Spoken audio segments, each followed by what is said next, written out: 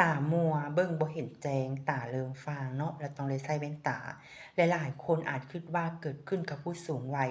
50-60ขึ้นไปแม่นบ่แต่ปัจจุบันนี้เด็กน้อยก็เริ่มเป็นแล้วเนื่องจากว่าได้เล่นโทรศัพท์หรือสิ่งที่ทันสมัยหลายขึ้นเนาะส่งก็ฝากถึงผู้ปกครองหลายคนเนาะแม่นอยู่ว่าเฮ็ดให้เฮานี่สบายเฮ็ดหยังได้หลายขึ้นแต่ผลเสียมันหลายกว่าผลใดเนาะทุกคนเนาะฉะนั้นฝากถึงผู้ปกครองเป็นหูเป็นตาลิ้นได้แต่ต้องมีขอบเขต มีจำกัดเนาะซึ่งว่าปัจจุบันนี้เนาะส่งเองก็เป็นคนหนึ่งเลยเนาะที่สังเกตแล้วเห็นหลายคือ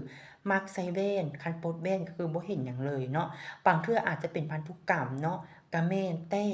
บางคนส่วนหลายแล้วบ่แม่นเนาะปัจจุบันนี้เกิดมาจากการเสียแสงตาของเรานี่แหละถ้าว่าเราอยากปัวเดะสำหรับคนใดที่ว่าเริ่มเป็นเดี๋ยวจะมาเป็นผู้เฒ่าผู้แก่เนาะสามารถมากวดเช็กนำพวกเราได้เนาะ เราจะกวดผ่านระบบเลือดแล้วก็กวดบัตรแบบเจาะเลือดแล้วก็บ่เจาะเลือดเนาะคนใดที่มีปัญหามีลูกมีเต้าเนาะที่ว่าเป็น